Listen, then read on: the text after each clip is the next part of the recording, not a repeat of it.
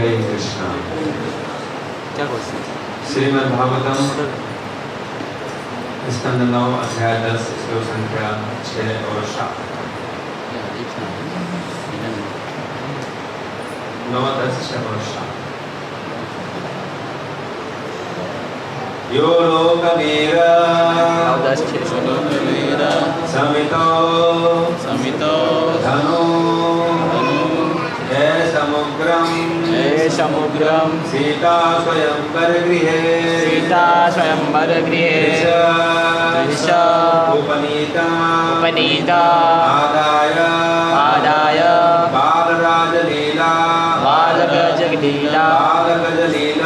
बालगजलीला इव इक्षुयष्टि सज्जीकृतं विपा विकृष्य अभज्य मध्ये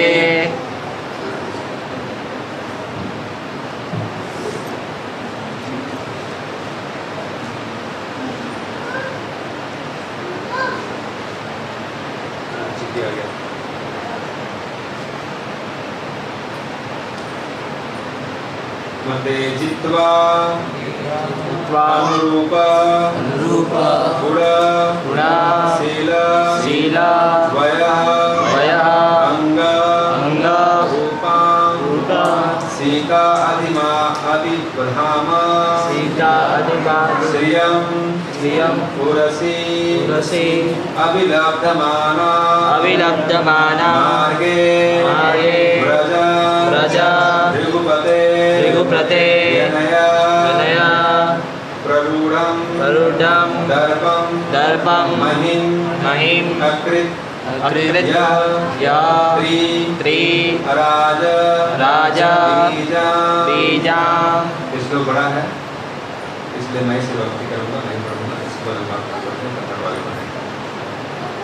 यो लोकवीर समितो धनुरे समुग्रम सीता स्वयंवर गृहे त्रिशतोपनीतम् आदाय बालगजलील इवेक्षुयष्टिं सज्जीकृतं विपविकृष्य बभज्य मध्ये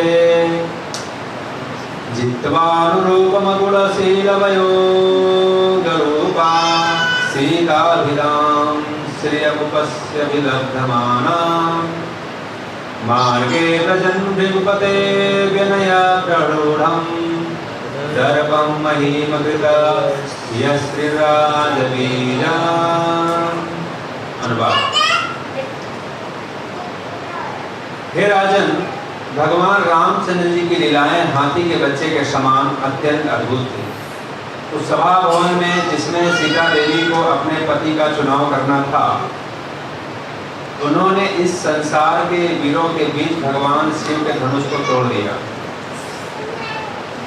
यह धनुष इतना भारी था कि इसे 300 व्यक्ति उठाकर लाए थे, लेकिन भगवान रामचंद्र ने इसे मोड़कर डोरी बढ़ाई और बीच से उसे वैसे ही तोड़ डाला जिस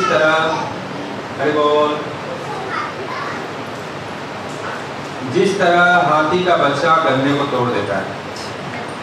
इस तरह भगवान ने सीता देवी का पाणी ग्रहण किया, जो उन्हीं के समान दिव्य रूप, सौंदर्य, आचरण, आयु तथा स्वभाव से निसंदेह वे भगवान के वक्षस्थल पर सतत विद्यमान लक्ष्मी थी। प्रतियोगियों की सभा में से उसे जीतकर उसके मायके से लौटते हुए भगवान रामचंद्र को परशुराम मिले। यद्यपि परशुराम अत्यंत घमंडी थे, क्योंकि उन्होंने इस पृथ्वी को 21 बार राजाओं से विहीन बनाया था, किंतु वे क्षत्रिय वंशी राजा भगवान राम से पराजित हो गए। ओम अज्ञानतिमिरान्धस्य ज्ञानाञ्जनशलाकया चक्षुरुन्मिलितं येन तस्मै श्रीगुरवे नमः। श्रीचैतन्यमनोभीष्टं स्थापितं येन भूतले स्वयं प्रभुः तदानीं ददाति स्वपदं। वन्देऽहं श्रीगुरु श्रीयुतपदकमलं श्रीगुरुवैष्णवस्य श्रीरूपं साग्रजातं सहगणरघुनाथान्वितं तं सजीवं साद्वैतं सावधूतं परिजनसहितं श्रीकृष्णचैतन्यदेवं श्रीराधा कृष्णपादां सहगणललिता श्रीविशाखान्विताश्च हे कृष्ण करुणा सिंधु दीनबंधो जगत्पते गोपेश गोपिकाकांत राधा कांत नमस्ते तप्त कांचन गौरांगी राधे वृंदावनेश्वरी वृषभानुसुते देवी प्रणमामि वाञ्छाकल्पतरुभ्यश्च कृपा सिन्धुभ्येव च पतितानां पावनेभ्यो वैष्णवेभ्यो नमः। जय श्री कृष्ण चैतन्य प्रभु नित्यानंद श्री अद्वैत गदाधर श्रीवासादि गौर हरे कृष्णा कृष्णा कृष्णा हरे हरे राम राम राम हरे हरे कृष्णा कृष्णा कृष्णा हरे हरे राम राम राम हरे कृष्णा कृष्णा कृष्णा हरे हरे हरे राम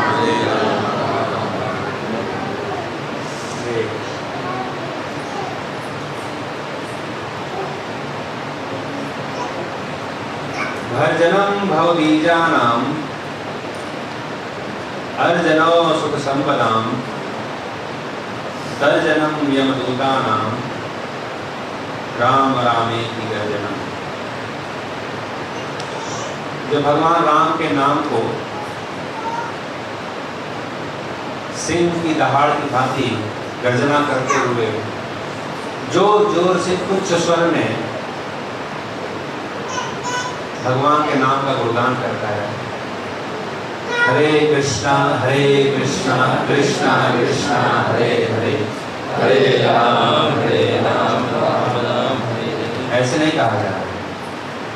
जो उच्च सिंह की गर्जना की भांति जोर जोर से दहाड़ करके जो भगवान राम का नाम लेता है। लीजिए हरे कृष्णा कृष्णा कृष्णा हरे हरे राम राम हरे हरे। जो उच्च स्वर से दोनों हाथ को ऊपर उठा करके भगवान का नाम जोर जोर से लेता है, सिंह दहाड़ता है तो क्या होता है? बोलते हैं भर्जनम भवबीजानां।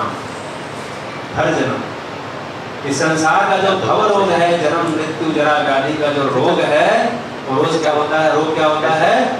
खत्म हो जाता है। भर्जनम भवबीजानां अर्जनम सुख संपदां।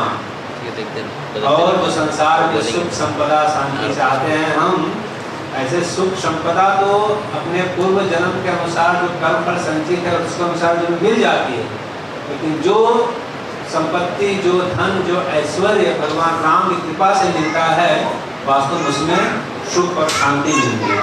ऐसा नहीं कि धन में ही सुख और शांति है, नहीं, धन तो सारे नरकों की जननी कही गई है। यदि भगवान राम की कृपा न हो तो धन की सवारी उल्लू है, उल्लू बना देती है वो, क्योंकि सारे अनर्थ धन के कारण ही आते हैं। 10 प्रकार के अनर्थों का वर्णन है भागवतम में जो सिर्फ धन से आते हैं, लेकिन भगवान कृपा से आते हैं तो वास्तव में सुख और शांति जीवन में देते हैं। तो वैसे सुख शांति आपके जीवन में मिल जाएगी, संपदा मिल जाएगी यदि हम भगवान राम का नाम जोर जोर से मुख से बोलते हैं। भर्जनम भवबीजानां अर्जनम सुख संपदां। और क्या होगा? तर्जनम यमदूतानां।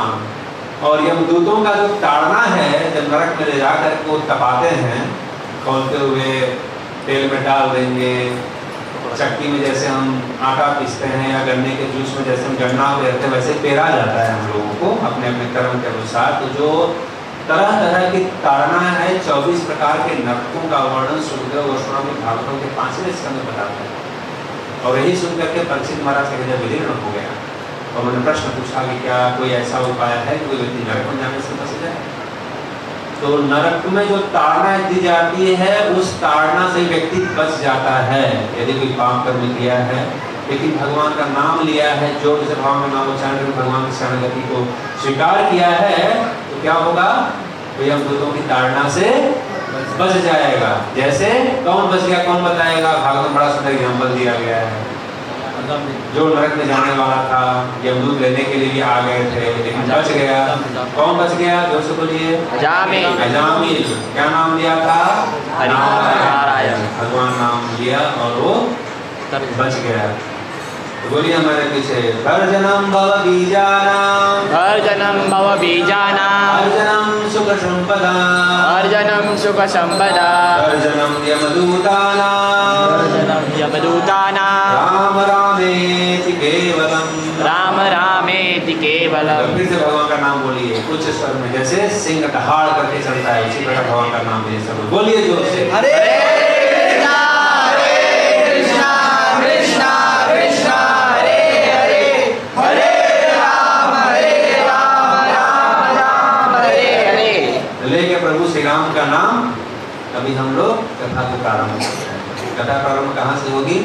जहाँ पर कल हम लोगों ने छोड़ा है। बगीचे, कल कहाँ पे छोड़ा था हम लोगों ने राम और सीता जी को? बगीचे बगीचे में नहीं, उद्यान में, जहाँ पर फूलों का उद्यान था। बगीचा बोलते हैं जो बड़ा बड़ा पेड़ होता है। हाँ, वो कौन बोलता है? जहाँ छोटे छोटे वृक्ष होते हैं, फूलों के बागान होते हैं। तो श्री रामचंद्र जी और सीता जी का प्रथम मिलन होता है। ऐसे तो पुरातन प्रीति है इन दोनों की, लेकिन इस मनुष्य श्री राम भगवान की प्रीति में करने के लिए आए हैं। यहाँ पर पहला मिलन होता है जनकपुर के वन में, जहाँ पर सीता जी अपनी माता जी की आज्ञा से उमा जी की पूजा करने के लिए गई हैं और श्री रामचंद्र जी अपने गुरु महाराज की सेवा के लिए उसको बाहर लेके बैठ जाओ। कथा सुन, आवाज़ करती रहेगी, चलती रहेगी, बार बार आंखों के सामने आएगी, उधर बैठ कथा सुन।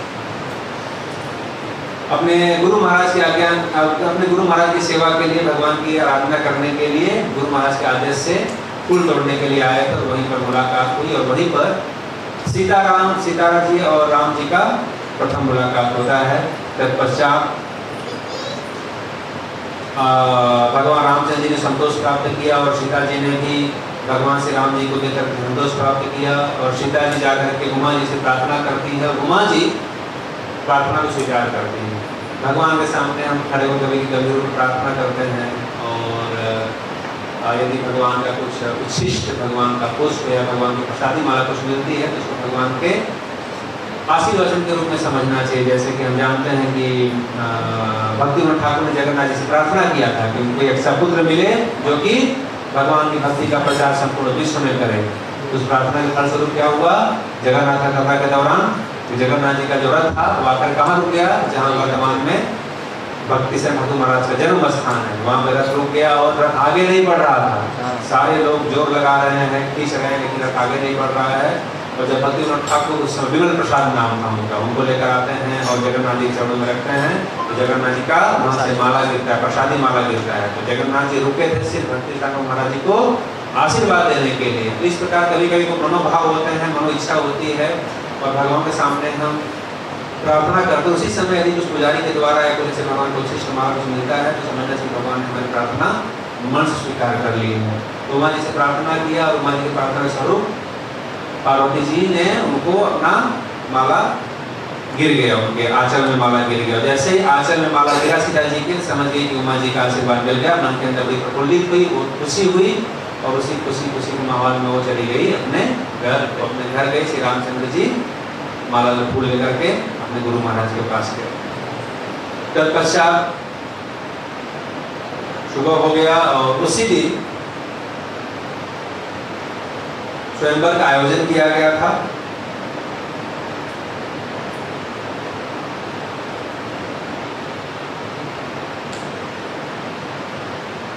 और तत्पश्चात जनक जी ने सतानंद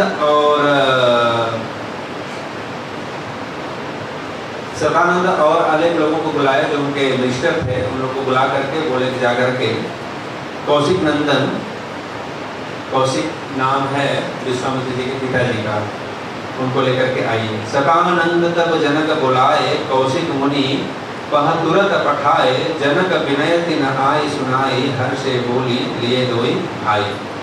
तो उनके आज्ञा को सुन करके दशरथ महाराज ने बुलाया है। यज्ञ संपन्न होने वाला है आज। उनकी वाणी को सुन करके बड़े प्रसन्न हुए विश्वामित्र जी, राम जी और लक्ष्मण जी। और राम जी और लक्ष्मण जी को लेकर के दशरथ जी के राम और लक्ष्मण जी को लेकर के विश्वामित्र जी यज्ञशाला में पधारे। और जब यज्ञशाला में विश्वामित्र जी राम और लक्ष्मण लेकर पधारे हैं। बड़े ही सुकुमार शरीर है, 12.5 वर्ष का उम्र है श्री रामचंद्र जी का। बहुत ही सुंदर और सुंदर शरीर है। और जब उस मंडल में पधारते हैं, उस सभा में पधारते हैं जहाँ पर यज्ञ संपन्न होने वाला था, वहाँ पर पहुँचने के बाद जिनके रही भावना जैसी प्रभु मूर्ति देखी थी न तैसी। जब भगवान श्री रामचंद्र जी सभा में प्रवेश करते हैं तो जिनकी जिस प्रकार की भावना थी भगवान रामचंद्र के प्रति, उनको उसी प्रकार के दृष्टिगोचर हो रहे भगवान श्री रामचंद्र जी। जैसे भगवान श्री कृष्ण जब कंस की सभा में प्रवेश करते हैं, जब कंस ने धनुष यज्ञ का आयोजन किया था भगवान को मारने के लिए, और उसका प्लानिंग था कि भगवान कृष्ण आएंगे यहाँ पर और पहले तो युवराज फिर हाथी का वध कर दिया जाएगा, और यदि बाई चांस युवराज फिर हाथी से बच जाएंगे तो चाणूर मुष्टिक आदि जो पहलवान हैं उनके द्वारा कुश्ती में उनको मरवा दूंगा, और यदि वहाँ से बच गए तो अपने खड़ग से उनका हम सर काट देंगे। और इस प्रकार कुश्ती का जो आयोजन किया गया था भगवान को मारने के लिए, जब उस सभा में भगवान श्री कृष्ण और बलराम जी प्रवेश करते हैं तो वहाँ पर भी वही सीन है। प्रवीण मूरत देखी जिन ऐसी रही, जिसकी भावना जैसी थी उसी रूप में कृष्ण और बलराम को लोग देख रहे हैं। कृष्ण बलराम का जो शरीर है बहुत कोमल है, बालक की तरह लग रहे हैं, और उनके सामने कौन खड़े हैं? चाणूर मुष्टिक आदि पहलवान युद्ध करने वाले हैं। इस दृश्य को देख करके सबका हृदय विदीर्ण हो रहा है। तो जो अलग अलग तरीके से लोग भगवान के स्वरूप को निहार रहे हैं और उसी भाव भगवान का दर्शन कर रहे हैं। देख ही भूप महारा धीरा मनहु वीर रस धरे शरीरा। तो जो चूंकि स्वयंवर हुआ है और स्वयंवर का आयोजन किया गया है और उसमें बड़े बड़े देश के बड़े बड़े राजा महाराजा सब लोग पधारे हुए हैं, तो जो वीर क्षत्रिय राजा वहाँ पर उपस्थित हैं उनको श्री रामचंद्र जी हैं तो बड़े सुकोमल छोटे ही हैं, लेकिन उनको प्रतीत हो रहे हैं जैसे बहुत ही वीर क्षत्रिय पुरुष ने सभा में प्रवेश किया है, जो सबके तेज को छीन कर रहे हैं, सबके तेज को हनन करने वाले हैं।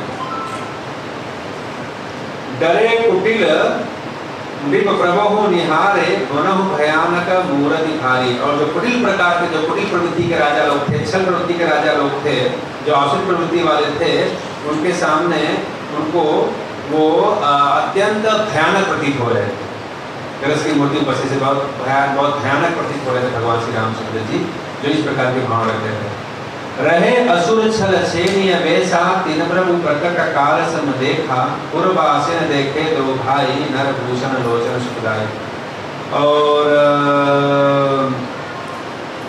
जो असुर प्रवृत्ति के राजा थे जिनका भावना ठीक नहीं था, उनको भगवान श्री रामचंद्र जी साक्षात काल की तरह प्रतीत हो रहे थे। और जो पूर्ववासी, जो जनकपुर के वासी थे, जिन्होंने भगवान राम और लक्ष्मण के विषय में सुना था, वो लोग अपने नेत्रों को आनंद देने वाला, जो नेत्र होने का जो वास्तविक लाभ है, वो वास्तविक लाभ मान रहे हैं कि आज इस सुंदर सौंदर्य का दर्शन हो रहा है। नारी बिलोकई हर्षि निज निज रुचि अनुरूप जनु शोभत श्रृंगार धरी मूरति परम अनूप। और हृदय में प्रसन्न होकर मिथिलानी नारियां अपनी अपनी रुचि के अनुसार प्रभु को इस प्रकार देख रही हैं, मानो श्रृंगार रस की पूजनी कुमार रहित मूर्ति को धारण करने वाले सुशोभित हो रहे हैं। इस प्रकार जिस प्रकार की जैसी भावना श्री रामचंद्र जी लक्ष्मण जी के प्रति सबकी है, उसी भावना से वो लोग भगवान श्री रामचंद्र जी लक्ष्मण जी को निहार रहे हैं। और इस प्रकार जब वहाँ पर पधारे तो जनक महाराज ने उचित आसन विश्वामित्र जी को दिया। उचित आसन राम और लक्ष्मण के लिए भी लगाया गया। वहाँ पर सब लोग बैठ गए और बैठने के बाद ऐसा लग रहा था उस दृश्य को देखकर, जहाँ पर राम और लक्ष्मण जी बैठे हुए हैं, जैसे लग रहा था कि करोड़ों नक्षत्रों और तारों टिमटिमाते तारों के बीच में चंद्रमा उदित हो गया। ऐसा शोभा हो रहा था उस सभा का। नक्षत्रों तारों के बीच में पूर्ण चंद्र उदित हो गया है। और इस प्रकार उनके तेज को देख करके, उनके ओज को देख करके जो श्रृंगार रस की नारियां थी वो सोच रही थी कि हो न हो जो भी होगा, धनुष तोड़ेंगे तो यही तोड़ेंगे। बिनु भजे भव धनुष विशाला मेल ही सिय राम गुरमाला अस विचारी गवनो घर भाई जस प्रताप बल तेज गवाई।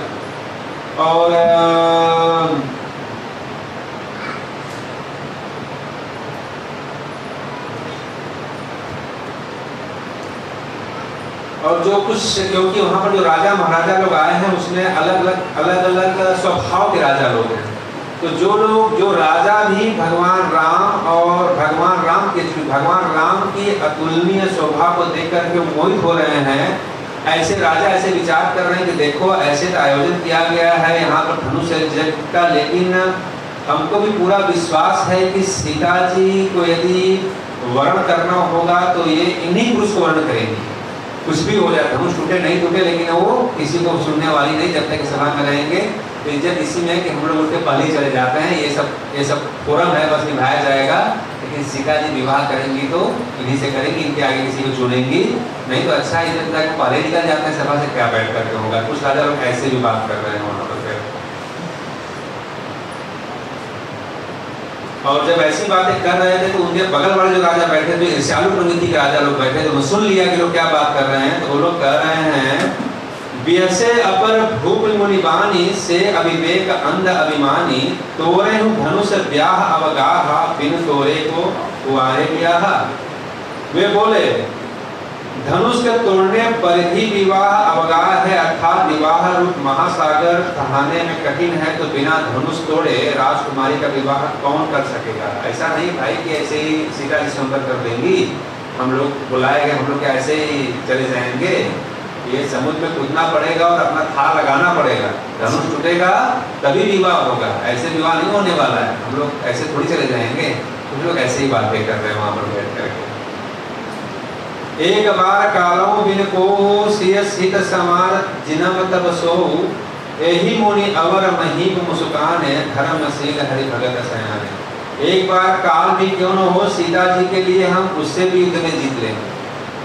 यदि सीता जी ने ऐसा लापरवाही किया, अपने मन से जाकर के वर को चुना, तो हम लोग ऐसे चुनी करके नहीं बैठेंगे। युद्ध होगा और युद्ध में साक्षात काल भी सामने उपस्थित है। बालक क्या है, साक्षात काल भी हो जाए तो वध करके सीता जी को हम हासिल करेंगे, यहाँ मनमानी नहीं चलेगी। यह सुनकर अन्य धार्मिक श्री राम भक्त चतुर राजा मुस्कुराए, अर्थात श्री राम को ही वर अर्थात सीता जी का वर और श्रेष्ठ समझने जो समझते थे। तो ऐसी बातें वो लोग कर रहे हैं जो आसुरी प्रवृत्ति के लोग अहंकारी राजा हैं, और जो राजा पहले ऐसा मन बना चुके थे सीता जी इन्हीं का वर्ण करेगी, इन्हीं को चयन करेंगी। तो इस प्रकार के लोग उन पे हंस रहे हैं, उनके अहंकार पे हंस रहे हैं कि हो जो भी हो, लेकिन विवाह तो सीता जी का राम जी से ही होने वाला है, कितना भी उड़ी मानो।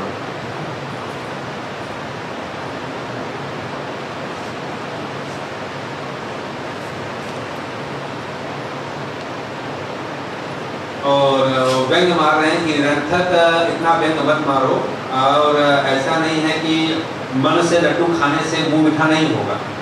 इतना भी लड्डू खा रहे हो लेकिन उससे मिठास नहीं होने वाली है। अर्थात अर्थहीन मनोरथों के लक्ष्य की पूर्ति नहीं होती है। हमारी पवन पवित्र शिक्षा सुनकर जय में सीता जी को जगत की माता समझो और श्री राम जी को जगत का पिता समझकर इन दोनों की छवि को भर कर आंखों से निहार लो, इसी में जीवन की सार्थकता है। ऐसी बेहतपूर्ण बातें मत करो। मन से लड्डू खाने से मुंह मीठा होने वाला नहीं है, सीता जी आप लोग को मिलने वाली नहीं है। कौन बोल रहा है? जो धार्मिक प्रवृत्ति के राजा है, ऐसा बोल रहा है।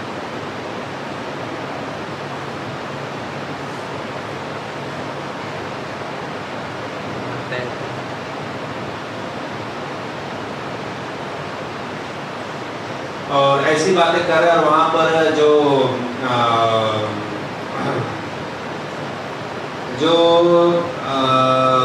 मिथिला की नारियां हैं वो जब सीता जी के सौंदर्य को निहारती हैं, और रामचंद्र जी की कुछ तो सखियां हैं जो कि फूल के बगीचे में, फूल के भुवन में सीता जी और राम जी को निहार चुकी हैं, देख चुकी हैं। लेकिन कई सारी ऐसी नारियां हैं जिन्होंने सुना तो है राम जी के विषय में, लेकिन अभी दर्शन नहीं किया।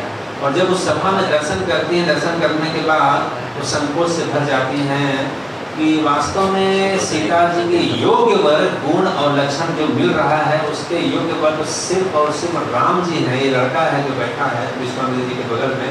लेकिन सच में जो जनक जी ने प्रतिज्ञा की है, क्या इस प्रतिज्ञा में खरे उतर आएंगे? मेरा तो विचार कर रहा है कि इतना सुंदर छवि है, इतना सुंदर लग रहे हैं, इतना सुंदर जोड़ी जमेगी कि जनक महाराज को अपना जो उन्होंने शर्त रखा है, जो प्रतिज्ञा की है, तो प्रतिज्ञा को वापस लेना चाहिए। इस छवि को देख कर इस प्रतिज्ञा वापस लेना चाहिए कि भाई हम वापस ले रहे हैं और फिक्स हो गया, शादी नहीं हो जाएगा। ऐसा जनक महाराज को कह देना चाहिए। कौन कह रहा है? तो जनकों की और नारियाँ हैं, क्या इतना बड़ा गेट कर लिए, यदि बाई चांस धनुष नहीं होता तो क्या होगा? ऐसे वो लोग मन में सोच करके बड़ा भयभीत हो रहे हैं। बोले कि जनक महाराज को अपना हृदय बदल देना चाहिए और ऐसे ही बिना धनुष तोड़े, बिना किसी शर्त के सीता जी से विवाह कर देना चाहिए, क्योंकि ये जो छवि है ये छवि दोबारा नहीं बन सकती है, उनके साथ विवाह कर देना चाहिए। और ये ऐसा यदि होता है तो संसार इसको भला ही कहेगा और इस कार्य से प्रसन्न होकर संसार जनक जी को भला कहेगा, क्योंकि श्री राम सीता की जोड़ी सबको भा रही है। ऐसा नहीं कोई जनक महाराज को बोलेगा कि अरे देखो प्रतिज्ञा तोड़ दी, क्या करने कहे थे, क्या कर दिया इन्होंने। तो जनक महाराज सोचने की जरूरत नहीं है। क्यों? क्योंकि प्रतिज्ञा टूटेगी, लेकिन जब साथ में लक्ष्मण साथ में सीता जी और राम जी के छवि को निहारेंगे, इस सुंदर जोड़ी को निहारेंगे, तो कोई भी जनक महाराज को कुछ बोलने वाला नहीं है कि बहुत अच्छा काम किया, बड़ा शुभ काम किया। और उसी बीच में तब बंदी जन जनक बुलाए, बिरुदावली कहत चली आए, कहन बजाई कहूँ बन मोरा, चले भाट ही रस न थोड़ा। तब जनक जी ने बंदी जनों को बुलाया और बंदी जन होते हैं जो कि गा करके मधुर वाद्य यंत्र बजाते हैं और गा करके कविता के रूप में अपने मन के भाव को व्यक्त करते हैं। कवि होते हैं, बहुत सुंदर कवि होते हैं, तुरंत गाना बनाकर गा करके अपने मन के भाव को व्यक्त करते हैं, शब्द व्यक्त करते हैं, सामान्य शब्द नहीं बोलते हैं। उनको मतलब बंदी जन जो बहुत सुंदर गाते हैं। उनको बुलाया और वो लोग आए और आने के बाद जनक महाराज ने कहा कि जाओ और सभा में जो मेरी प्रतिज्ञा है उनको सबको सुनाइए। और चूंकि जो बंदी जन थे वो भी वहां पर खड़े थे और उन्होंने भी उस सुंदर सौंदर्य को निहारा था और इस प्रकार उनका भी यही भाव था कि ये जो प्रतिज्ञा कहने को सुना रहे हैं क्या हो गया इनको, अच्छा है कि सुनाने को मत बोलो। मेरा भी यही विचार है कि चुपचाप शादी कर दो, ज़्यादा अच्छा है। लेकिन अब राजा की आज्ञा है, क्या करें, उनके अधीन है। तो भारी मन से, उनका आज्ञा मान के नहीं, भारी मन से अब जा करके प्रतिज्ञा सुनाएंगे। लेकिन आंतरिक भाव यही है जो कि जनकपुर के वासियों का भाव है कि बिना प्रतिज्ञा की शादी कर देनी चाहिए दोनों लोगों का। लेकिन गए बोले बंदी वचन पर सुनहु सकल महिपाल, वन विनय कर करहि हम भुजा उठाए विशाल। हम अपनी दोनों विशाल भुजाओं को उठा करके हम जनक महाराज की प्रतिज्ञा को कर रहे हैं। सभी देश देश से आए राजागण इस बात को सुन लें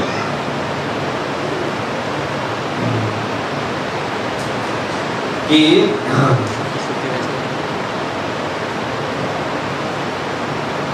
सोई पुरारी कोदंड कठोरा, राज समाज आज जोई तोरा। त्रिभुवन जय समेत वेदे ही विनति विचार बरई भई तेहि। उस शिव जी के कठोर धनुष को आज इस राज समाज में जिसने भी तोड़ दिया उसी को सीता जी विचार किए बिना तीनों लोक के विजय के सहित वर्ण कर लेंगी। ये जनक जी का प्रण है। जो भी इस शिव जी के धनुष को तोड़ देगा, बिना धनुष को तोड़ देगा, उसके साथ सीता जी का विवाह हो जाएगा। और ऐसा जब बंदी जनों ने प्रतिज्ञा सुनाया तो स्वयंवर में आए हुए जितने भी राजा थे सब लोग सीता जी को पाने की इच्छा से आतुर हो गए और उठ कर जा करके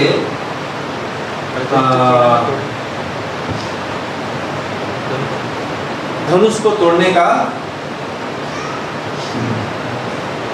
प्रयास करने लगे। तम की ताकी शिव धनु धरहि, उठई न कोटि भांति बल करहि। तम की ताकी, राजा लोग पहले जाते थे बड़ा सामान्य धनुष से सब उठा करके जाएंगे, उठाएंगे और तोड़ देंगे। लेकिन जब जाते थे और बल लगाते थे नहीं उठता था तो क्या होते थे, तमक मतलब क्रोधित हो जाते थे। तमक मतलब तमतमा जाते थे, दिल को लेकर तो गुस्से में तमतमा जाते थे और तमतमा करके आवेश में भर करके धनुष उठाते थे, लेकिन धनुष उठता नहीं था। उठई न कोटि भांति बल करहि, बहुत प्रकार से प्रयास करते थे, लेकिन वो धनुष नहीं उठता था। खासकर जब पहले आज से 20-25 साल पहले जब टीवी सीरियल नहीं था, तो उस समय 25 साल पहले, इसके बाद तो टीवी आ गई, टीवी पे रामायण सीरियल आया, महाभारत आया, लेकिन उसके पहले जब तक टीवी और हाँ उस समय तो रामायण आ गया था, टीवी आ गई थी। उस समय रामलीला गाँव में चलती थी। रामलीला में सबसे जो आनंद का, खासकर हर जगह जो गाँव में रामलीला होते थे तो दो बड़ा प्रसिद्ध होता था। एक ये सीता स्वयंवर, सीता स्वयंवर में हमारे यहाँ जो रामलीला होती थी, भी याद आगे प्रश्न करते करते देश देश के राजागण आते हैं। तो उसमें एक राजा आते हैं जिनका बहुत बड़ा विशाल पेट रहता है, बहुत विशाल राजा रहते हैं, और वो पढ़ाते हैं वहाँ पर। ये रामलीला की बात बता रहे हैं, जैसे प्रसंग याद आ गया, रामलीला होती है। तो एक परशुराम जी का रोल जो हमारे गांव में होता था, परशुराम जी का रोल, और एक सीता स्वयंवर में आते थे एक राजा, और वो राजा बहुत बड़ा शरीर उनका होता था, वो भी धनुष तोड़ने के लिए आया। क्यों आया महाराज? अरे सुना कि सीता का स्वयंवर हो रहा है तो मैं भी आ गया। आपका परिचय, तो मैं इस बड़ा देश का राजा हूँ, और अपना परिचय देते थे। 9 मन मूली 9 मन गाजर सुबह करूँ जलपान, मेरा कम खुराकी नाम, मेरा कम खुराकी नाम। 9 मन मूली और 9 मन गाजर, वो सुबह का ब्रेकफास्ट होता था उनका, और नाम क्या है? कम खुराकी नाम, मेरा कम खुराकी कम खुराकी नाम। तो बड़ा हंसी का पात्र होता है। सब लड़के लोग हम लोग उस समय वो जब आते थे तो सब एकदम उनको देखते थे। उनका पात्र बड़ा अच्छा था, और एक होता था परशुराम, परशुराम एंट्री करेंगे। हमारे गांव के ब्राह्मण थे, जब तक जिले के परशुराम का ही पाठ किया, और जब वो पाठ करने आते थे तो एक चौकी होता था, चौकी को मिट्टी के अंदर इतना गाड़ा जाता था, जमीन के अंदर, और उनको ये चैलेंज दिया जाता था कि आप इस चौकी को हिला देंगे तो फिर उनको इनाम, पीछे से विशेष इनाम मिलता था।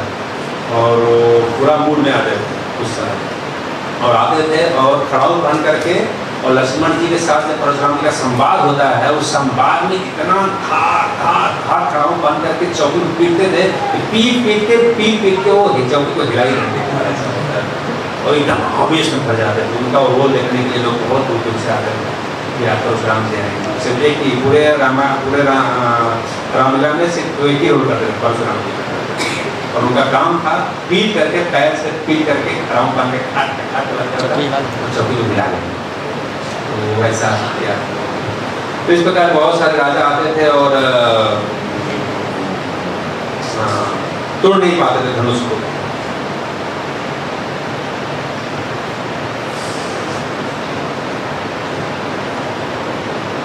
और जिनके मन में किसी भी प्रकार का थोड़ा भी भाव राम जी के प्रति और सीता जी के सौंदर्य के प्रति था, जो लोग उस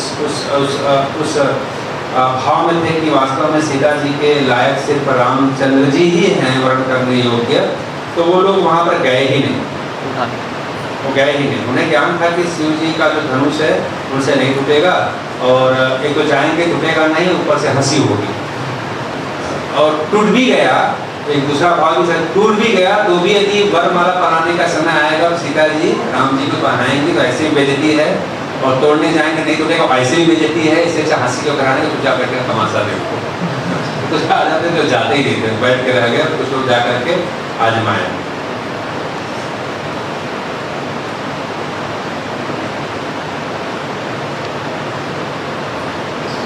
इसके बाद भूप सहस 10 एक ही बारा, लगे उठा नटारा। सब राजा ने बारी बारी से प्रयास किया, नहीं टूटा, तो भी बोले कि क्या है। तो जितने भी राजा, कितने राजा आए थे, यहाँ पर वर्णन है, भूप सहस्त्र 10 एक ही बारा, 10,000 राजा एक साथ मिल करके पहले पूछ तोड़ते हैं कि अहंकार की बात है, ये ईगो की बात है। अब सीता जी के स्वभाव बाद में देखा जाता है धनुष को तोड़ने के बाद देखें कैसे शादी हुई। सब लोग मिल गए धनुष तोड़ने के लिए, लेकिन धनुष तोड़ने की बात क्या कही जाए, धनुष को हिला भी नहीं पाया, हिला भी नहीं। 10,000 मिल के और सारे जो राजा थे वो लोग उपहास के पात्र हो गए, जैसे उनका, जैसे यहाँ कह रहे हैं कि सब नृप भय जोग उपहासी, जैसे बिनु विराग सन्यासी। शिक्षा, जो राजा थे बड़े चमक धमक से आए थे, लेकिन वो ऐसे ही तेजहीन हो गए, ऐसे ही उनका उनका उपहास होने लगा वहाँ पर, जैसे कोई सन्यासी है और सन्यासी होकर के जीवन में वैराग्य नहीं, सन्यासी होकर उचित वैराग्य नहीं है, यदि आसक्त है तो वो उपहास के समान प्राप्त करे, सन्यासी है महाराज है ये देखो, राइट, तो उपहास का पात्र बन जाता है। जैसे सन्यासी उपहास का पात्र बन जाता है, यदि वैराग्य न हो उसी प्रकार लोग उपहास के पात्र बन गए।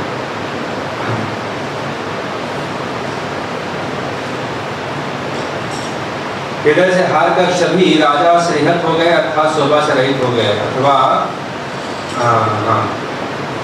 और इस प्रकार जब जनक जी ने इस दृश्य को देखा कि सारे राजा एक साथ आए और एक साथ आकर के भी धनुष को उठा न पाए, उनको बहुत क्षोभ हुआ, बहुत व्यथित हुए, तब वो खड़े हो गए और अब बोल रहे हैं कि अब जानी को माथे बटमानी वीर विहीन मही में जानी। अब समझ गया कि इस संसार में कोई वीर नहीं बचा है, पृथ्वी वीरों से खाली है। अब जानी को माथे बटमानी। कोई लोग क्रोध मत करिए मेरी वाणी को सुन करके, लेकिन मैं सही बोल रहा हूँ कि आज पता चल गया कि सारी पृथ्वी वीरों से खाली हो गई, अब कोई वीर नहीं बचा। जैसे उन्होंने कहा, वहां पर कौन बैठे थे?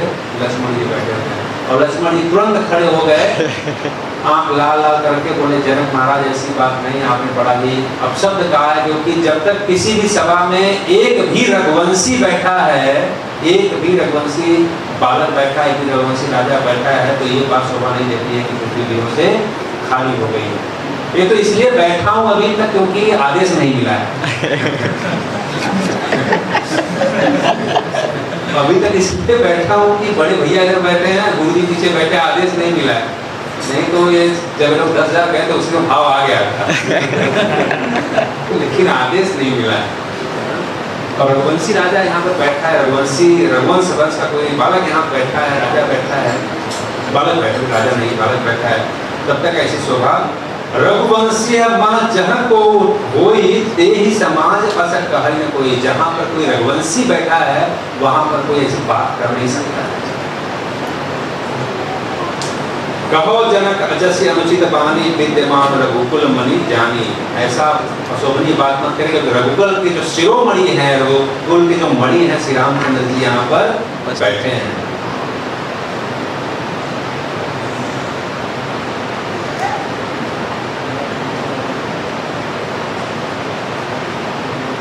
और ये मैं अभिमान करके नहीं कर रहा हूँ, लक्ष्मण बोल रहे हैं कि ऐसा नहीं मैं अभिमान कर रहा हूँ, जनक जी एक बार समझिएगा, बस हमको परमिशन मिल जाए ना, ये धनुष की बात कर रहे हैं, अरे ये ब्रह्मांड को उठा के बाली बाल कर फेंक सकता हूँ, धनुष की बात करते हैं, मैं अभिमान नहीं कर रहा हूँ, बिल्कुल मैं अभिमान नहीं कर रहा हूँ, लेकिन परमिशन मिल जाए कि धनुष की बात क्या है, पूरे ब्रह्मांड को मैं गेट कर उछाल कर सकता हूँ।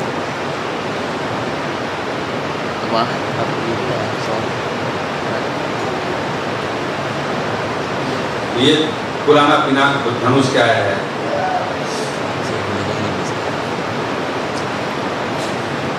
और यदि आदेश हो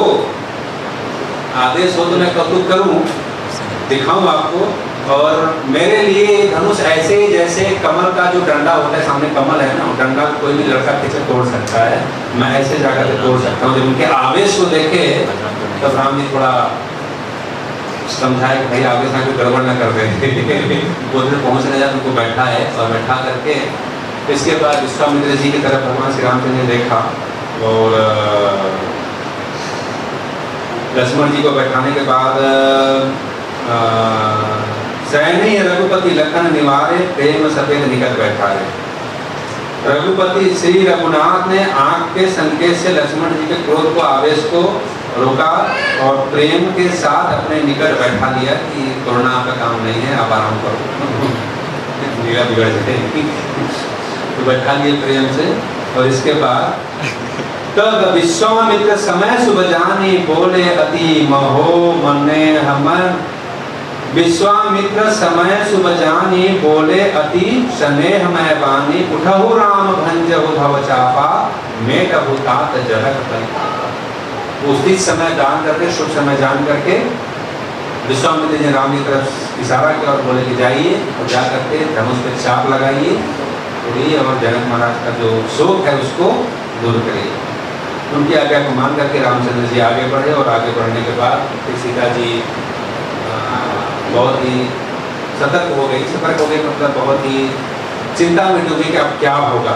सारे जितने भी पूर्ववासी से सब लोग प्रार्थना करने लगे, सब लोग अपना पूर्ण कर्म देने लगे, हमने जो भी व्रत किया है, जो भी उपवास किया है, जो भी अनुष्ठान किया है, सबका यही फल हो कि इनसे धनुष टूट जाए। और इस प्रकार जब उठे हैं तो वहाँ पर जनक महाराज की जो पत्नी है, जनक महाराज की पत्नी क्या नाम है?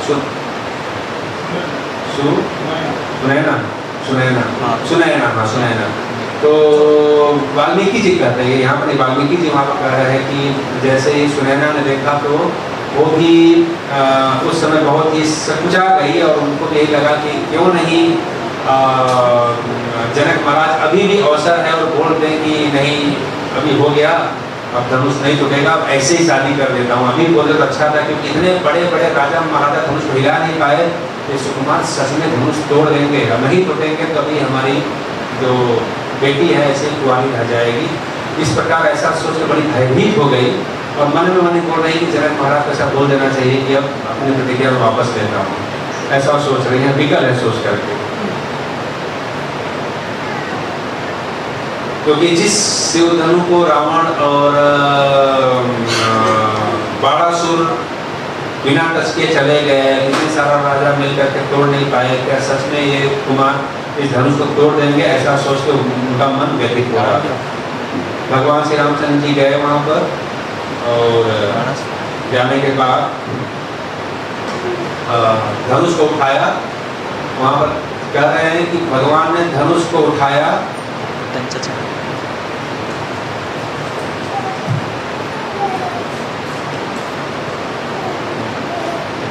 हरे कृष्णा कृष्णा कृष्णा हरे हरे राम राम राम।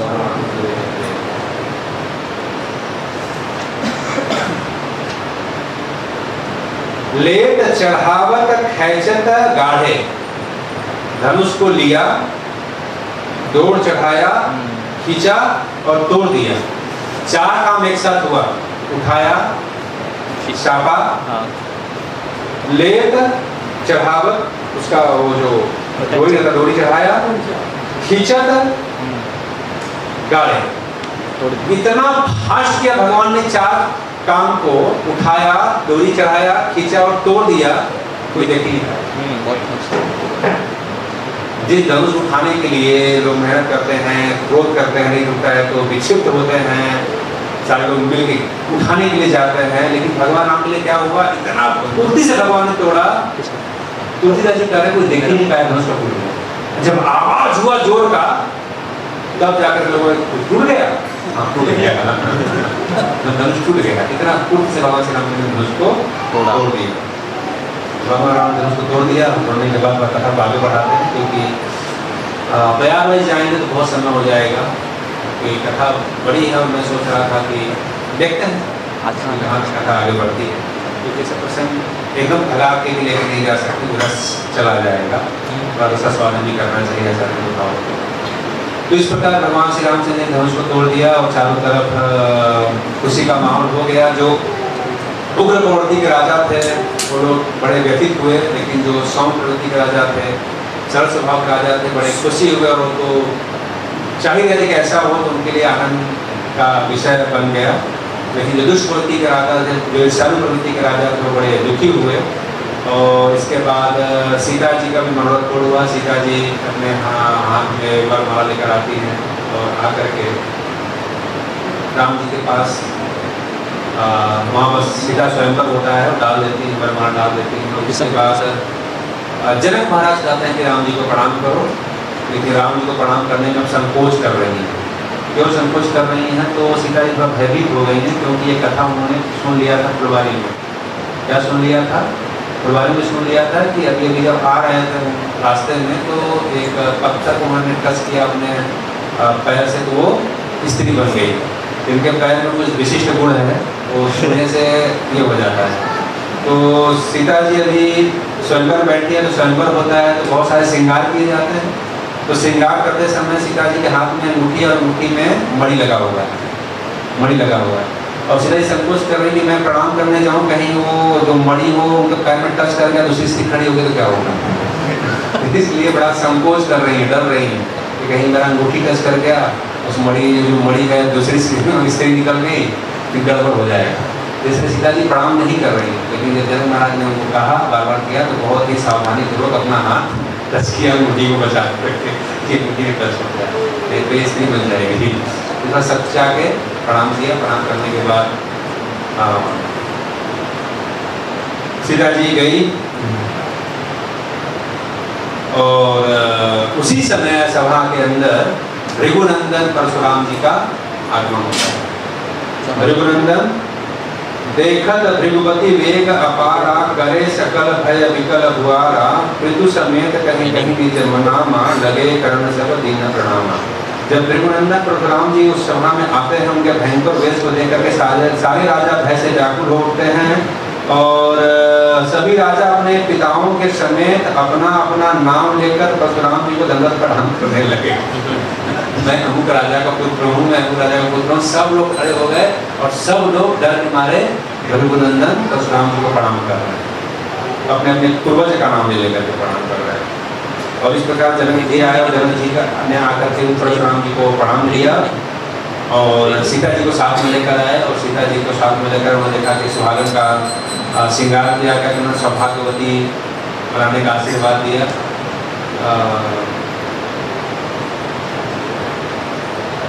आशीष दीनी सखी हर्षानी निज समाज लय गई छाने, उनको सौभाग्यवती का आशीर्वाद दिया और तत्पश्चात जो अन्य महल की रानियां थी वो लोग सीता जी को लेकर के दूर चले गए।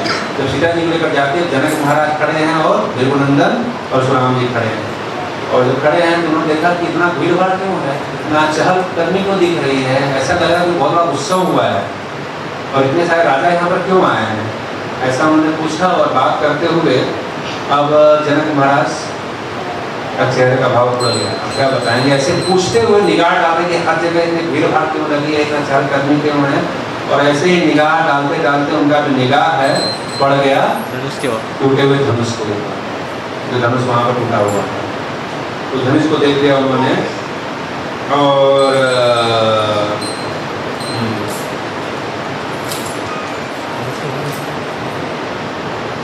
अति ऋषि बोले वचन कठोरा, कहूँ जड़ जनक धनुष के ही तोरा, बेगी देखाऊं मोड़नत आजू, उलटऊं महिज लगी तब राजू। अरे जनक, किस जड़ ने, किस दुर्बुद्धि राजा ने इस धनुष को तोड़ा है, आप जल्दी से जल्दी उसका नाम हमको बता दो, उसका चेहरा मुझे दिखा दो, नहीं तो अभी इसी वक्त जहां तक आपके राज्य की सीमा उसको उलट पलट दूंगा। तुरंत बताओ किसने ऐसा बदमाशी किया, किसकी हिम्मत हुई धनुष को तोड़ने के लिए, मैं तो आपके राज्य को मैं तहस नहस कर दूंगा। अति डर उतर देख नृप नाही, कुटिल भूप हर से मन माही। अब जनक जी बहुत ही संकुचित हो गए, बहुत ही डर गए और डर के मारे उत्तर नहीं दे पा रहे हैं। और जो दुष्ट प्रवृत्ति के राजा थे, जिनका चेहरे का तेज चला गया था धनुष टूटने की वजह से, अब उनके चेहरे पर चमक आ रही है, चेहरे पर चमक क्या आ रही है, अब मजा आएगा।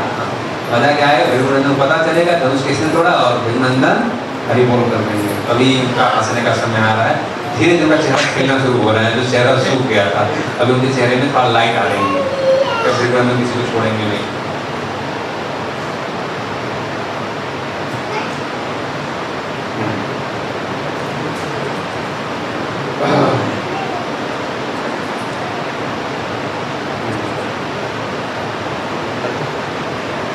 और जब इस प्रकार परशुराम जी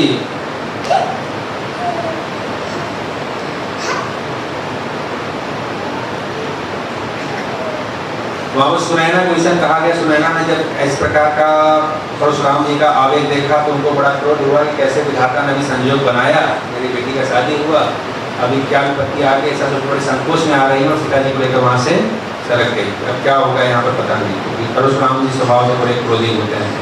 तब भगवान श्री रामचंद्र जी ने हृदय में जो प्रधान हनुमान रामचंद्र जी जिनकी जो कि स्वभाव से न हर्षित होते हैं और न ही उनका विषाद होता है, समव्यस्त बने रहते हैं, संभावनाओं के अंदर बना रहता है, तो उन्होंने बहुत ही कोमल वाणी में परशुराम जी से बोला कि नाथ संबोधनु भंज निहारा होई है कोई दास तुम्हारा, कि जिसने भगवान शिव के धनुष को तोड़ा है तो आपको कोई प्रिय दास ही होगा, कोई प्रिय दास ही होगा। और बताइए क्या आदेश है, आप इतना क्रुद्ध क्यों हो रहे हैं, तोड़ने वाला भी आपका दास ही होगा। और इस प्रकार का जब वचन सुना परशुराम जी जो स्वभाव से क्रोधी हैं, तो उन्होंने कहा कि आपका दास, अरे दास वो होता है जो सेवा करता है, वो नहीं कि जो क्रोध दिलाए, और जो क्रोध दिलाता है वो क्रोध का भाजन होता है, ये सेवकाई नहीं है। सेवक वो होता है जो सेवकाई करे, और जो ढिठाई करता है वो दंड का पात्र होता है। और राम बड़ा मृदु बोल रहे हो, यदि आप उपकार करना चाहते हो तो तुम बताओ कि किसने धनुष तोड़ा है, किसने धनुष तोड़ा है, और उनको इस सभा से अलग कर दो। आप बता दो, आपको मालूम, आप बता दो, नहीं तो जितने राजा बैठे हैं किसने धनुष तोड़ा है उनको बाहर समाज से अलग निकाल दो, नहीं तो इस फरसा से जितने लोग यहाँ बैठे सबका गला काट दूंगा यार, उसको बाहर निकालो, सबका गला काट दूंगा मैं, जल्दी से निकलो, क्या करना है। और इस प्रकार जब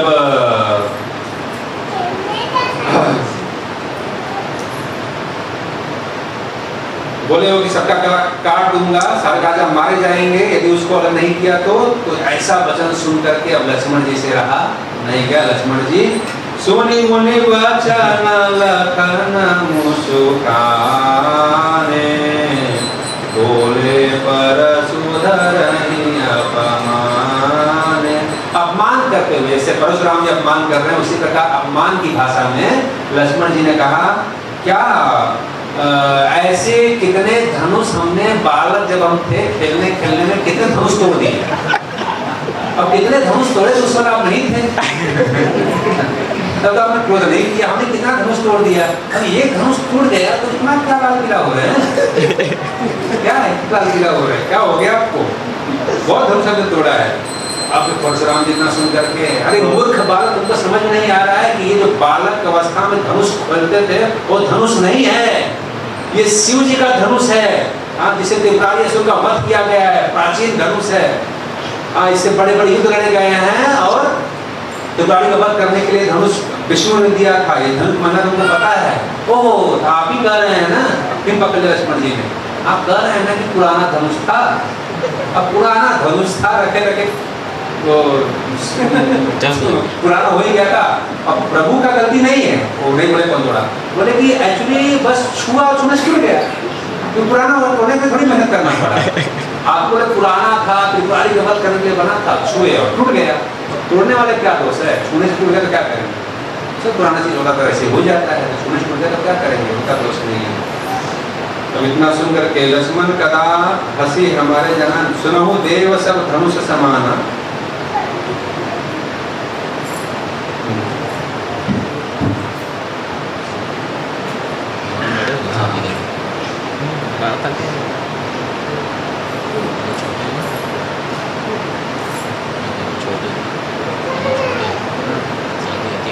और जब उन्होंने कहा कि ऐसे ही छूने से टूट गया, इसमें राम का कोई दोष नहीं है, राम जी का नाम ले लिया। बोले चितई परशु की ओरा, रे सठ सुनहि स्वभाव न मोरा। परशुराम जी अपने फरसे की तरफ देखा है।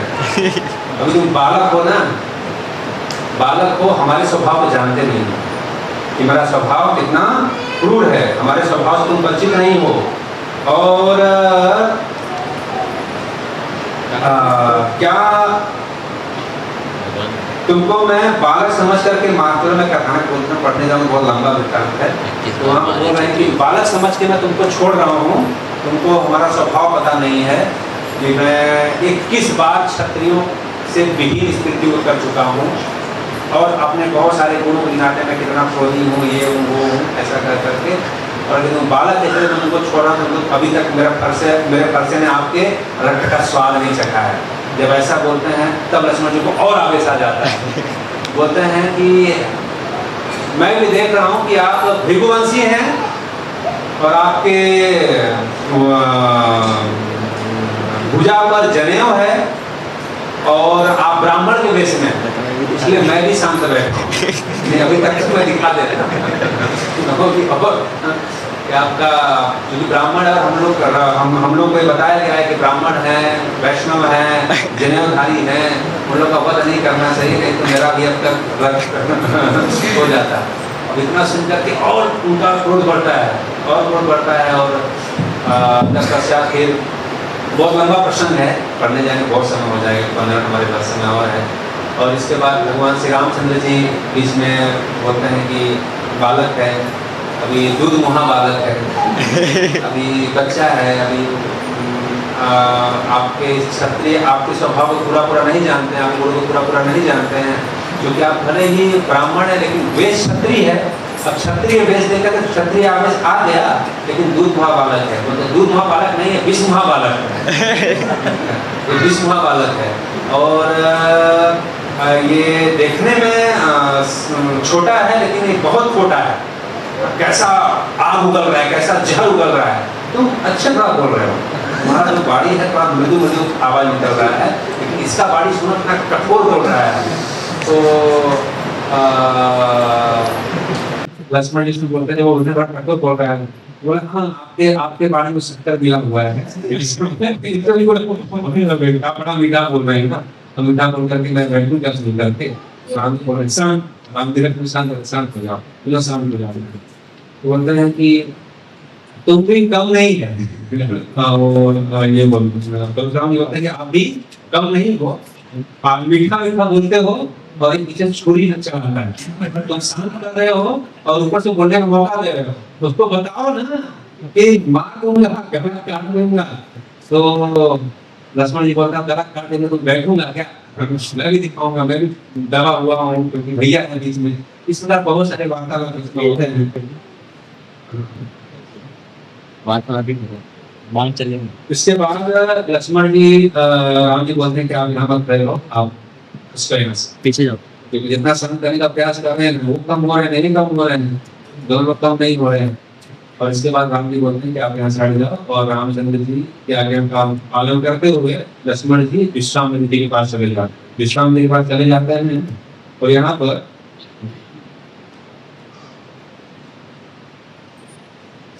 पता नहीं चला अभी किस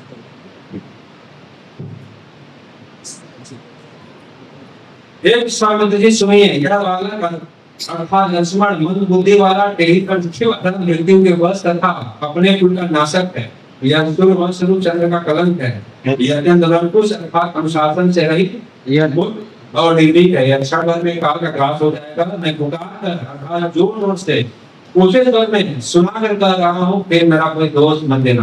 यदि आप इसे बचाना चाहते हैं तो मेरे प्रताप बल और क्रोध कहकर इसे मना कर दीजिए। तो लक्ष्मण जी वहां पर बैठे हैं, वहां पर खड़े होकर कह रहे हैं, लखन कहना मोरी सुजत तुम्हारा, तुम ही रसत को बरस पारा, आपन हुआ तुम आपनी करनी बार अनेक हार। फिर आपने दूसरा उदाहरण करके मैंने ये किया, मैंने वो किया, यही बताओ ना कि माता के आगे और 3 भाई थे, उनके आगे आपने नंबर दिखाया था, क्योंकि माता का गला काटा था, 3 भाई बैठे, तो आपका यही बता दो थोड़ा क्या कहाँ पर आपने दिखाया था। मैंने अपना बल अपनी माता और 3 भाइयों के सामने दिखाया था, वो माता भाई मत समझ रहा एकदम बोल दिए, अब एकदम गाँव से और बच गए। अब ये बताइए अपना बोल के किसी ने आपने क्या क्या किया है। अब बोल रहे हैं अब जनी दे दोष मोहि लोग कटि बारी बालक बल जोग, बाल विलोकी बहुत मैं बाचा, अभय हमर निहार भाषा। हे लोगों, अब मुझे दोष मत देना, कटु बोलने वाला यह बालक बलते योग है, बालक जानकर इसे मैंने बहुत बचाया, परंतु यह सत्य ही मरने योग्य बन गया है, मृत्यु ही इसका हार बनने वाली है। और तब पश्चात विश्वामित्र जी खड़े होकर विश्वामित्र जी ने कहा कि अपना संभाल लीजिए। साधु जन जो होते हैं वो बालकों के गुण और दोष पर नहीं गिनते हैं। परशुराम जी ने कहा मेरा भाषा कठोर है और मैं करुणा रहित और क्रोधी हूँ तथा मेरे आगे अपराध करने वाला गुरु द्रोही मुझे उत्तर दे रहा है, फिर भी मैं आपकी वजह से विश्राम का आप लेकर आए हैं, आपकी वजह से अभी तक शांत बैठा हूँ, आपका मुंह देख रहा हूँ।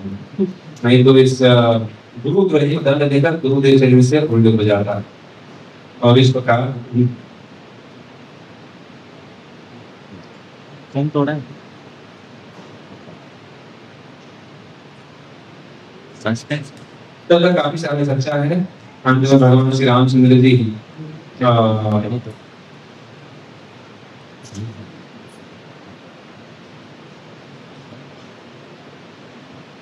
बारे में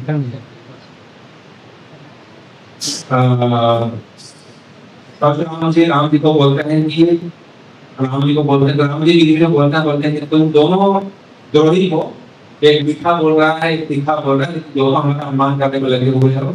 अब मेरे से बर्दाश्त नहीं हुआ है, पता नहीं मैं अपना स्वभाव कैसे भूल गया कि अभी तक मैं सुन रहा हूँ कि अब तक तो मैं विनाश कर रहा था, लेकिन अब पता नहीं मेरे विनाश में फर्क है, लग गया था, पता लेकर उठा नहीं, इसलिए मैं सामने से चैलेंज देता हूँ, अभी धनुष उठाओ और युद्ध करो, नहीं तो मैं आपका बल कर दूंगा। अब मेरे से नहीं रहा जाता। पता नहीं चल रहा किसने तोड़ा। इसके बाद भगवान श्री रामचंद्र जी ने मन ही मन परशुराम जी से बोला कि स्वामी और सेवक के युद्ध कैसा है, रावण से क्रोध छोड़ दीजिए, आपको क्षत्रियों से परिवेश में देखकर लक्ष्मण ने जो कुछ कह दिया, बालक लक्ष्मण का भी कोई दोष नहीं है। और इस प्रकार आपके हमारी क्या तुलना, हमारा आपका क्या वाद विवाद, भला बताइए कहाँ चरण और कहाँ मस्तक, आपका मैं आपके चरण का सेवक हूँ और आप मस्तक के समान सबके पूजनीय, जो क्या ब्राह्मण है और हमारे कुल में ब्राह्मण सदैव पूजनीय होता है। आपसे जीत के भी मैं हार जाऊंगा, आपको हरा के भी मैं हार जाऊंगा, तो आपसे कभी तो किसी कीमत में कर नहीं सकता है। इस प्रकार से बहुत ही मृदु वाणी भगवान श्री रामचंद्र जी का उन्होंने सुना, तो शायद ऊपर जैसा कठोर हृदय था कोमल हो गया। और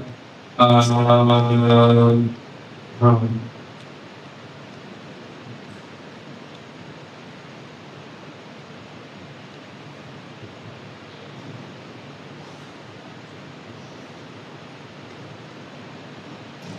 वो समझ गए कि जो सामने जिससे वो बात कर कोई सामान्य पुरुष नहीं, कोई वीर पुरुष है, और बहुत प्रकार से मृदु वाणी बोल करके परशुराम जी ने क्रोध को शांत किया।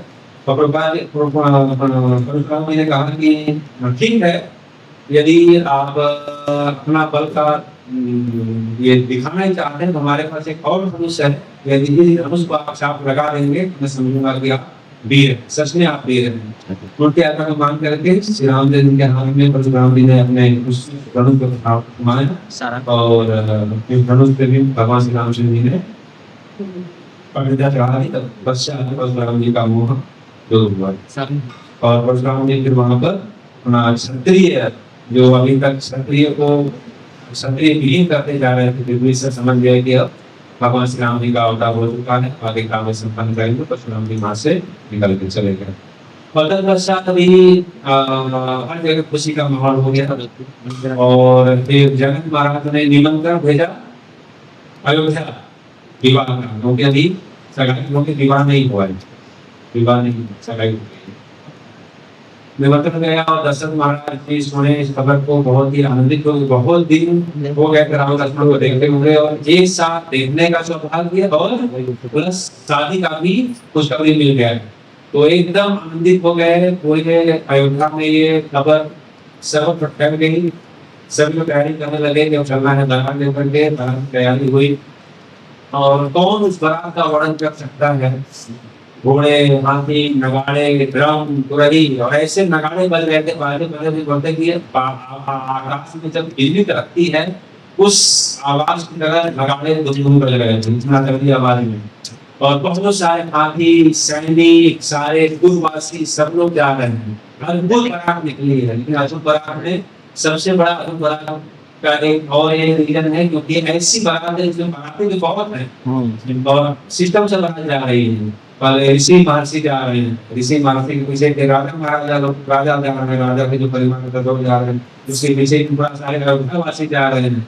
बिना व्रत है, रथों का लाइन है, इसके बाद घोड़ों का लाइन है, इसके बाद हाथियों का लाइन है, इसके बाद कहार लोग हैं और कहार लोग बहुत सारे कहार हैं।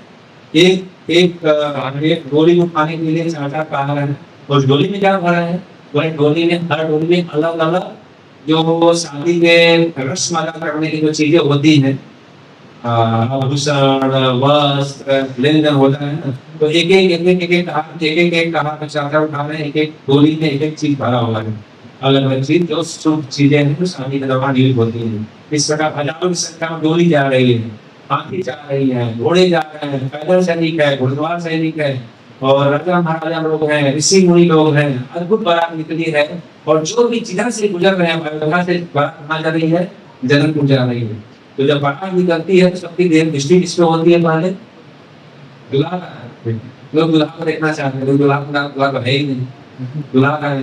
तो उसी बीच में जो अब दूल्हा आएगा, अब दूल्हा आएगा, अब दूल्हा आएगा, दूल्हा आएगा तब तो आएगा। तो हर जगह वो लोग पूछ रहे हैं दूल्हा कहाँ है, दूल्हा कहाँ है? दूल्हा नहीं है, दूल्हा वहां पर है। कैसे शादी होगा? पर विधान बताना पड़ेगा ना सबको। अभी लोग थक के बता क्या बताएंगे आगे पीछे, कितना कुछ बोलेंगे। इसके बाद बताया गया लक्ष्मण और कैसे रसिका का काल होता है कि लोग गए भरत जी और शत्रुघ्न के पास। भाई जवाब देने हम थक गए, अब आश्रम यहाँ से जनकपुर तक के लिए अब वैसे ही राजा लग रहे हैं, वैसे ही राजकुमार है, ऐसे ही शास्त्री जा रहा है। आप घोड़े के ऊपर बैठ जाइए घोड़ा और बैठ करके बस पता चलेगा कि हाँ ये दूल्हा जा रहा है। जवाब नहीं देना पड़ेगा। वे लोग परेशान हो गए, दूल्हा तो इतनी बड़ी बारात है, इतने बारात दूल्हा भी कैसा होगा ना, बड़े खानदान का। कौन दूल्हा है, कौन दूल्हा है? किस प्रकार की जगह से अपनी शांति के दूल्हा है, कौन दूल्हा है? सामने बैठ के बाजार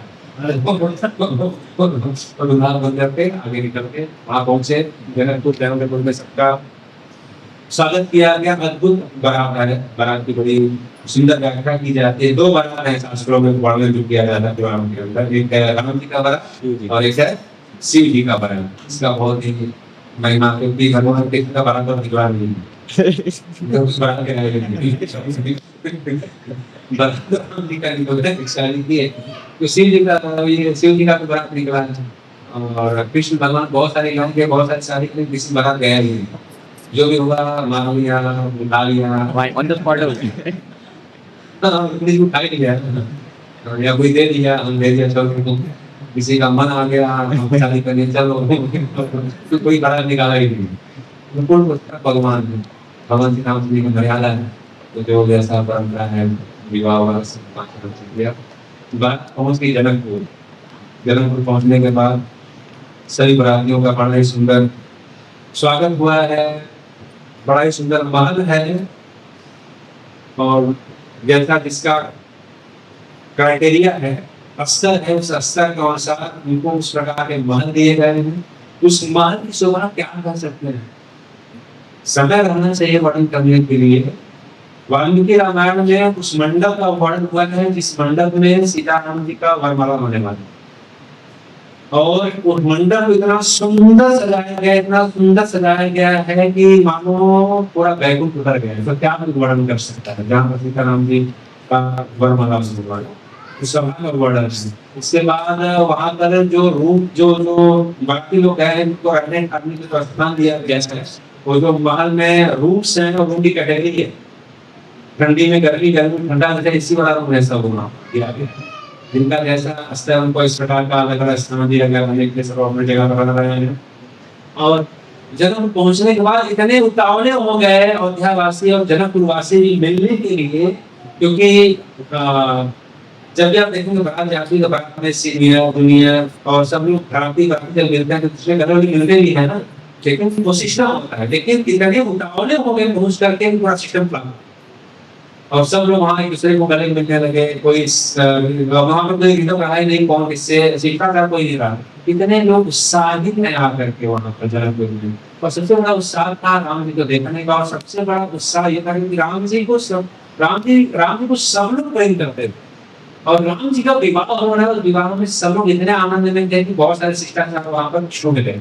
यही बात वाल्मीकि जी का है। वहाँ पर शिष्टाचार ध्यान नहीं दिया, कौन किससे गले मिल रहा है, कौन कहाँ मिल रहा है, कुछ ठिकाना में सब शिष्टाचार वहाँ पर खत्म हो गई, तभी उल्लास हो। इस प्रकार वहाँ पर सीता जी और राम जी का विवाह होता है। थोड़ा कथा में और आगे बढ़ाता हूँ, चलेगा? समय है कुछ तो थोड़ा सा पूरा कर्तव्य का और कथा आगे बढ़ा दूँगा। क्योंकि आज मैं सोचा था कि एक्चुअली आज अपना मैं पहुँचाने वाला था राम वनगमन तक, वहाँ तक की तैयारी की है। वनगमन। वनगमन, काम नहीं छोड़ा। वनगमन इधर ही फँस गए, शादी में लंबा समय से। शादी होने के बाद फिर राम जी और सीता जी अयोध्या में प्रस्थान करते हैं। अयोध्या में बहुत सुंदर उनका स्वागत किया गया है, पूरी अयोध्या नगरी को सजाया गया है। और वहाँ पहुँचने के बाद बहुत दिनों तक राम जी और लक्ष्मण जी साथ में रहे। तत्पश्चात राम जी सीता जी साथ में रहे, चारों को वहाँ विवाह हुआ। आप जानते हैं चारों का विवाह हुआ, सब विवाह करता है। आनंद का ठिकाना नहीं है। जनक जी का, दशरथ जी का बहुत ही आनंद हो रहे हैं। दशरथ जी का, तो दशरथ जी को वृद्धावस्था में 4 करोड़ की प्राप्ति हुई थी और सौभाग्य हो रहा है कि चारों का एक साथ विवाह हो रहा है, 4 बहुएं एक साथ घर में आ गई। तो दशरथ महाराज उनकी रानियों का भी आनंद का ठिकाना नहीं था। हाँ, एक बात और मुझे मिला पड़ रहा था कि दशरथ जी की 700 रानी, हाँ 700 रानी। जब वहाँ पर खबर गया, दशरथ जी के पास खबर गया, तो एक खबर उन्होंने सारी रानियों को बुला करके एक साथ अपने खुद उन्होंने खबर बताया कैसा है। 700 रानियां आई, 700 रानियों में दशरथ, हाँ वहाँ से 700 रानियां आई। 700 रानियां तो दशरथ जी की उम्र पहुँचे हैं। उसमें से फिर ये प्रमुख किस है, ये वचनाथ पकड़ हमको मिला। वहाँ पर गए और जाने के बाद फिर दशरथ जी एक दिन देख रहे हैं कि उनका अवस्था ढल रहा है, मृत हो रहा है।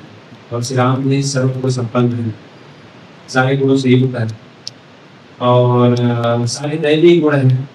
ऐसे तो चारों पुत्र के अंदर सारे गुण विद्यमान थे, लेकिन फिर भी राम जी विशेष थे, इनमें सारे गुण अधिक मात्रा में थे। चारों से अधिक मात्रा में राम जी के सारे गुण विद्यमान हैं।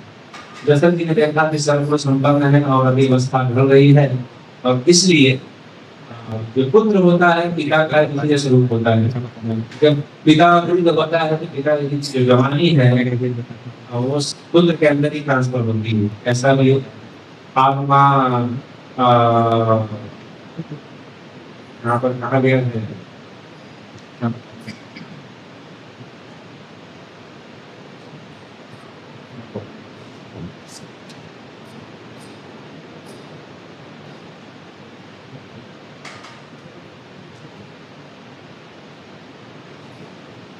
आत्मा में जायते पुत्र, कि जो पिता होता है वही पुत्र के रूप में जन्म लेता है। तो इस प्रकार दशरथ जी ने भी देखा कि अभी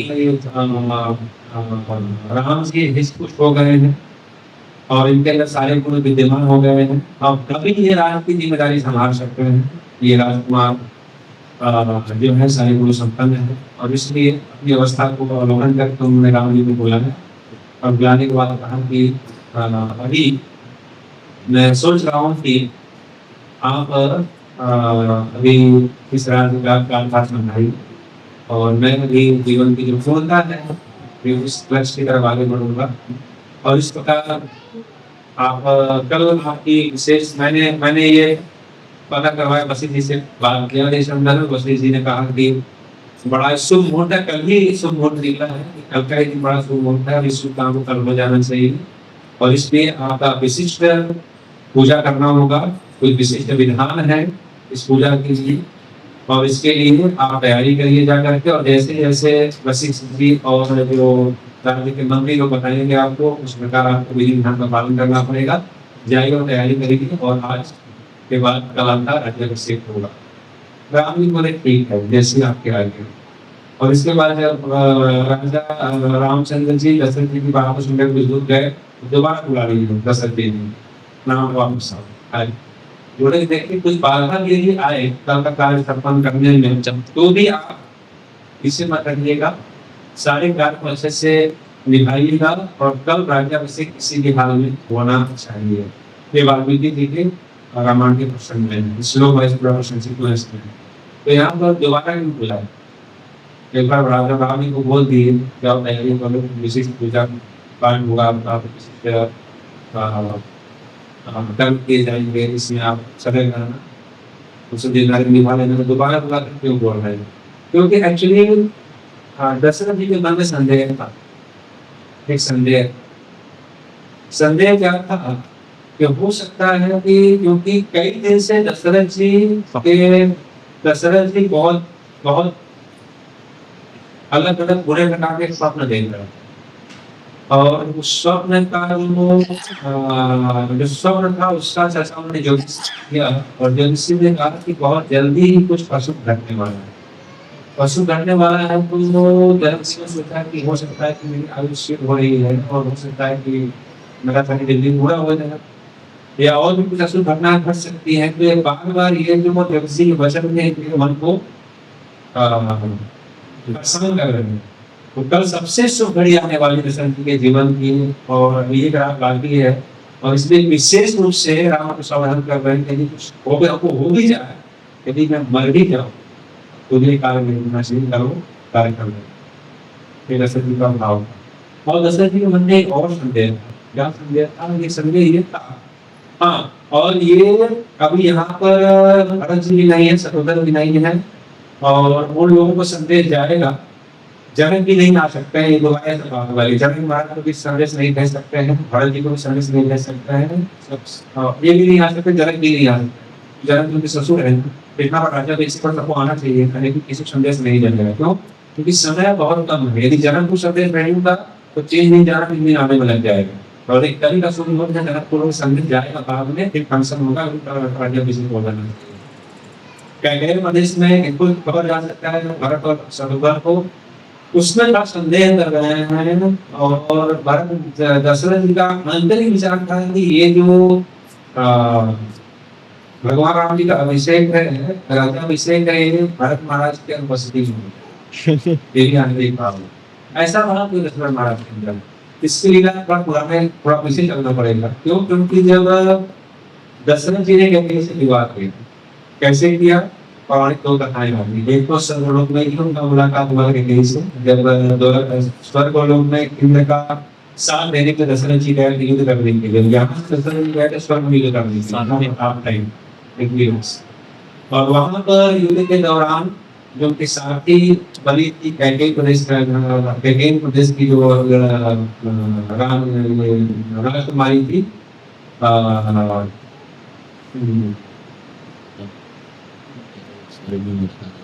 जीविका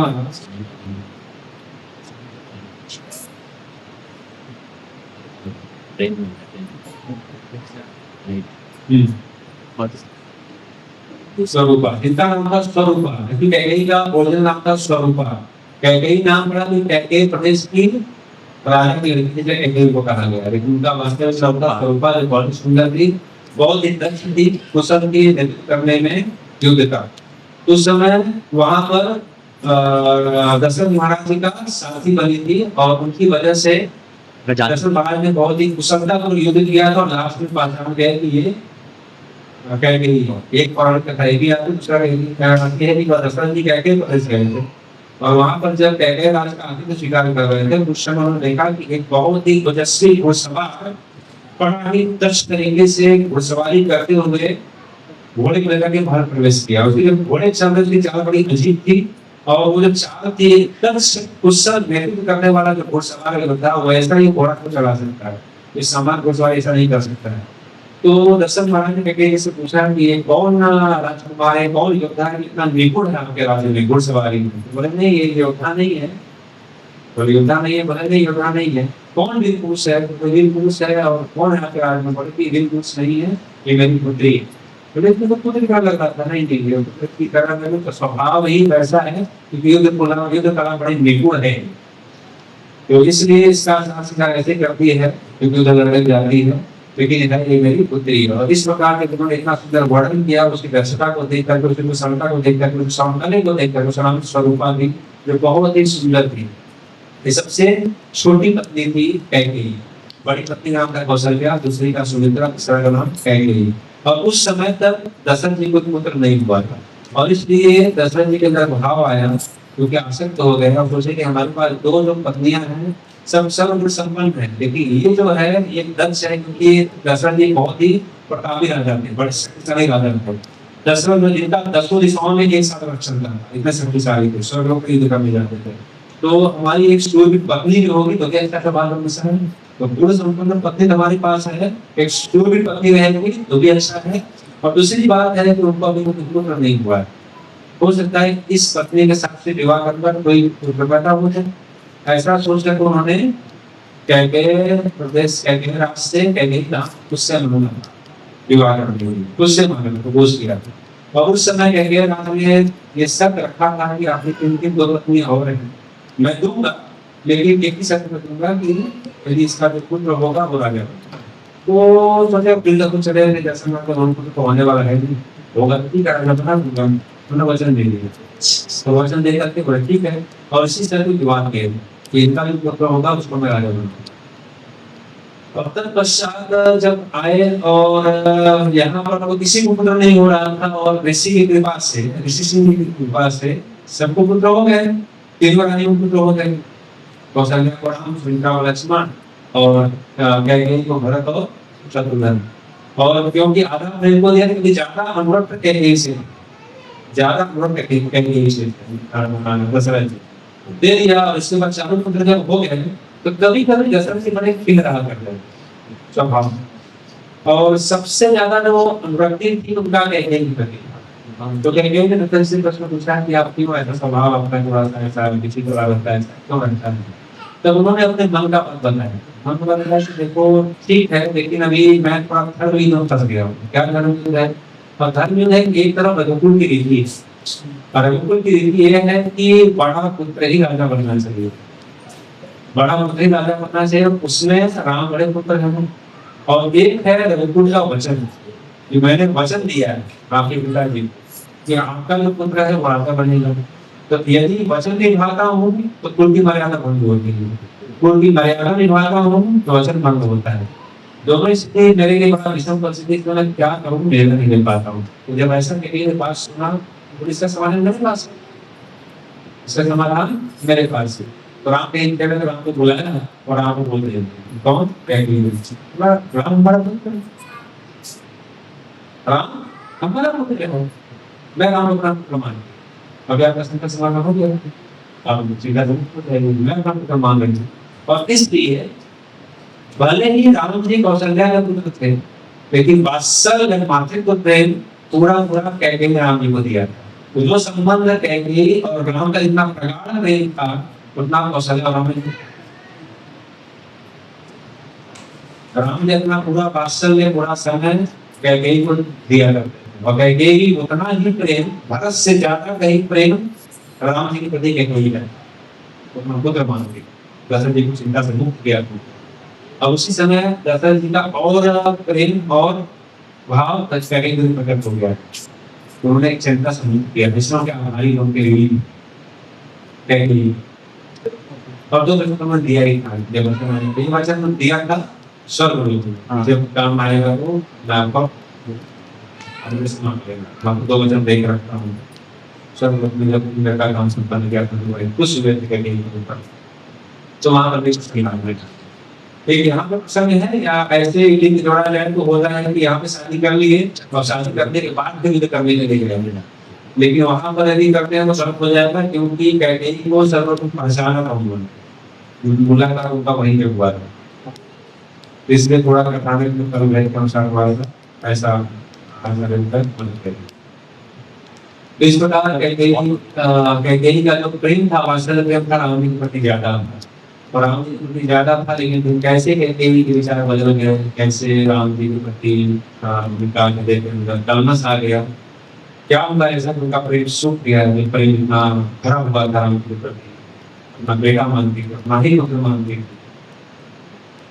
तो कैसे हो गया उसका संग हम लोग कल से होगा।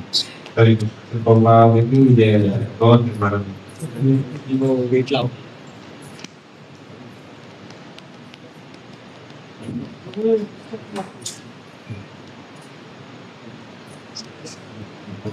बंद कर दी मिल जाएगा।